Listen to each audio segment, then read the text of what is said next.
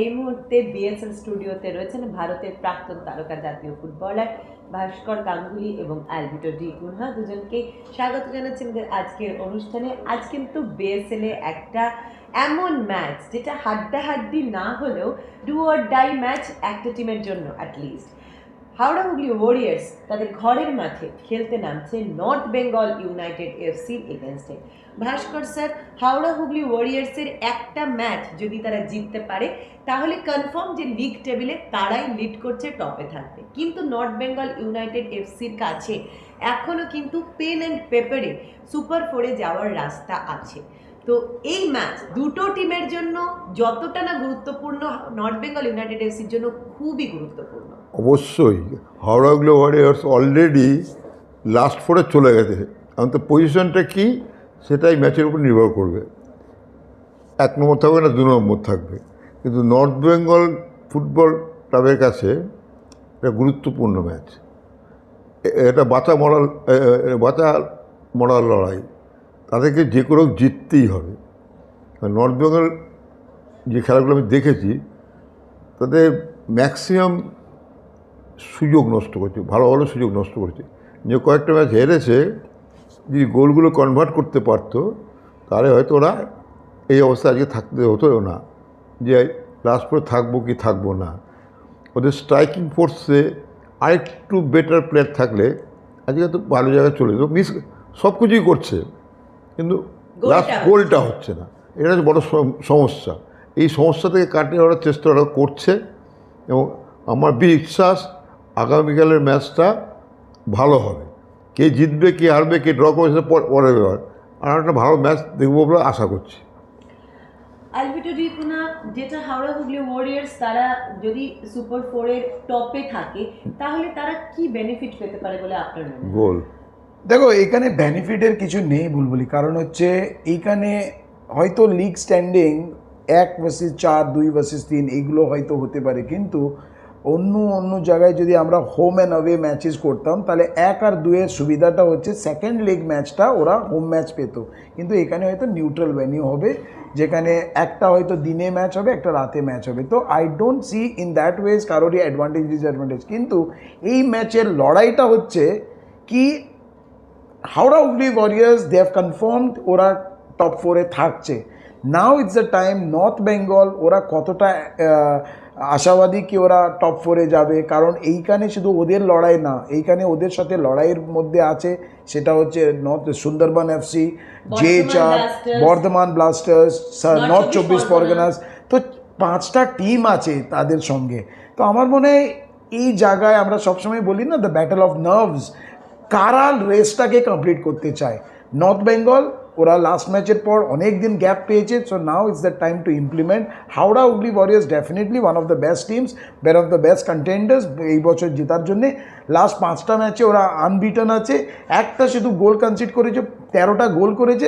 I think they are definitely the favourites, but North Bengal still have the players in them to make the difference. না, there is a difference, সেটা হচ্ছে north Bengal has to implement, how to implement, এই ইমপ্লিমেন্টেশনটা হচ্ছে না, যেটা ভাস্কর sir বলছেন সেটাই আমি দেখো গোলটা হচ্ছে না সেসব। না সেটাই ভাস্করদা যেটা বলছিল, মানে ওরা অনেকগুলো ম্যাচ ওরা ভালো খেলেছে, হয়তো গোললেস ড্র হয়েছে কিংবা একটা ড্র করেছে কিংবা হয়তো ম্যাচ হেরেছে, কিন্তু ওই ম্যাচে তুমি দেখবে অনেকগুলো গোলস মিস করেছে।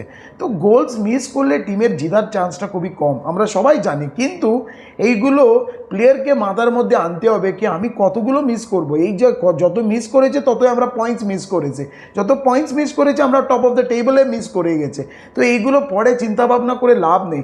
নাও ফ্রম অন 4টে ম্যাচ বাকি, make it to year tell yourself আমি আর কোনো মিস করবো না, আমি যতগুলো চান্সেস পাবো আমি সেটাকে ইউটিলাইজ করবো। আর এই বড় টিমের এগেনস্টে তুমি খুব কম চান্সেস পাবে, সেই যত চান্স পাবি তাকে ইউটিলাইজ করতে হবে। They has to do it. কিন্তু আমি একটা কথা জিজ্ঞেস করবো আপনাদের দুজনের কথার প্রসঙ্গ এনে।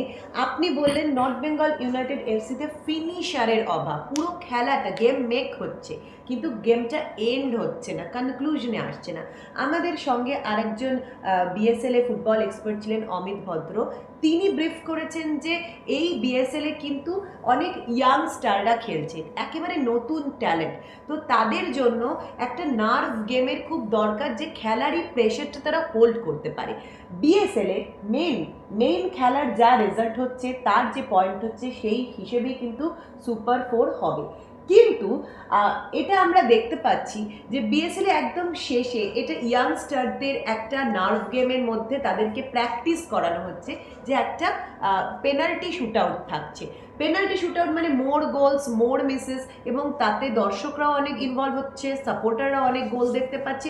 সেই সঙ্গে যারা ইয়াং প্লেয়ার, যারা অতটা রোজ দিন খেলার সুযোগ পায়নি, গেম টাইম পায়নি, বা কতটা পেনাল্টি প্র্যাকটিস করতে হবে হয়নি, সেটা তাদের জন্য কতটা উপকার করছে বলে আপনার মনে হয়? দুটো কথা বলি। একটা কথা হচ্ছে, নর্থ বেঙ্গলে মেন প্লেয়ার যে মিডফিল্ডার ছিল, সে ইনজিওর, হ্যাঁ, কি তার রিপ ভেঙে ক্র্যাক হয়েছে। ও না খেলতে পারাটা নর্থ বেঙ্গল একটু অসুবিধায় ফেলবে। আর পেনাল্টির কথা যেটা বলা হচ্ছে, পেনাল্টি মারতে গেলে অনেক বড় বড় খেলোয়াড়কে আমি দেখেছি পালিয়ে যায় যখন তাদের বলা হয় মারতে, পালিয়ে যায়। এইখানে যে পেনাল্টি শুট আউটের আয়োজন করা হয়েছে, তার মধ্য দিয়ে জুনিয়র প্লেয়ার এবং তার থেকে একটু সিনিয়র, তার কনফিডেন্সটা বাড়বে। খেলার সময় তাদের কোনো অসুবিধা হবে না যে পেনাল্টি মারতে গেলে আমার ভয় লাগছে। এই প্র্যাকটিসটা হয়ে যাচ্ছে, এটা একটা ভালো সাইড। এবং দর্শকরা যারা খেলা দেখতে এসছেন বা টিভি পর্দায় দেখছেন, তারাও মজা পাচ্ছেন। দুটো দিক এটা সব উপকার হচ্ছে।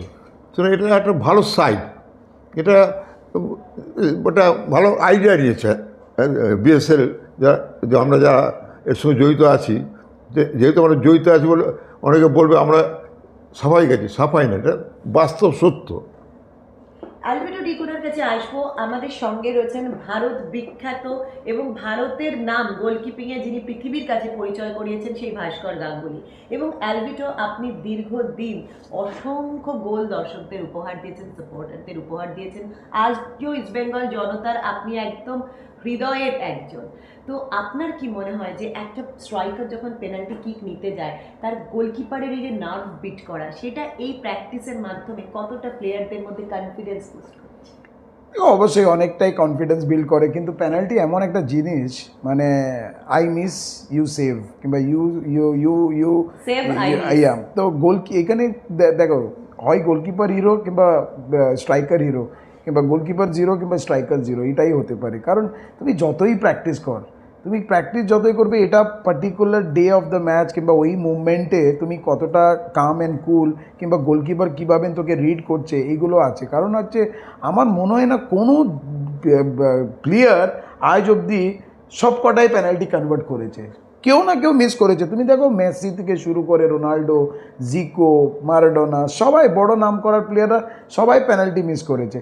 তো এই জায়গায় তুমি যতই প্র্যাকটিস কর, তারা মিস করতেই পারে। কিন্তু আমার মনে হয় এই যে একটা বাট আমার মনে হয় এখানে যে আমরা একটা পেনাল্টি শুট আউট, যেটা ক্রাউডস একটা এন্টারটেনমেন্টের জন্যে, it is not at all wrong. কারণ হচ্ছে, এই জায়গায় একটা ডিফারেন্ট বল গেম আছে। সেই বল গেমটা কি, একটা ডিফারেন্ট প্রাইজ মানি আছে, highest number of points involve আছে।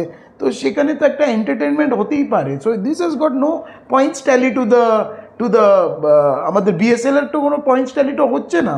So this is a entirely different ball game, which I think is an entertainment for the crowd pullers.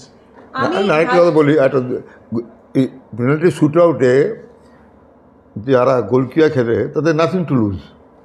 লোকে ধরেই নেয় পেনাল্টি গোল হবে। যারা শ্যুট করতে আসে, তাদের উপর অনেক বড় প্রেশার থাকে। কারণ গোলকিপার যা পেনাল্টি পেয়েছে, পেনাল্টি শট মারার আগে তুই দেখবি হই করে মানে জিতে গেছে। কিন্তু যে মারতে যায়, তার প্রাণ ওষ্ঠাগত হয়ে যায়। সেটা গোলকিপার নাথিং টু লুজ। যাই মারতে যায়, সে যদি মিস করে, তাহলে হয়ে গেল। না, এটা খুব বড় সমস্যা। প্র্যাকটিসের প্রয়োজন আছে।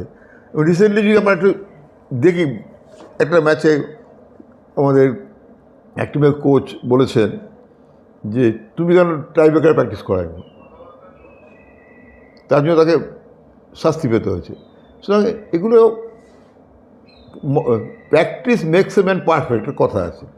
প্র্যাকটিস পেনাল্টিতে পৃথিবীর যত বড় বড় প্লেয়ার আছেন তারা মিস করেছে, হতেই পারে, পার্ট অফ দ্য গেম, কিন্তু প্র্যাকটিস করবে না কেন? কারেক্ট।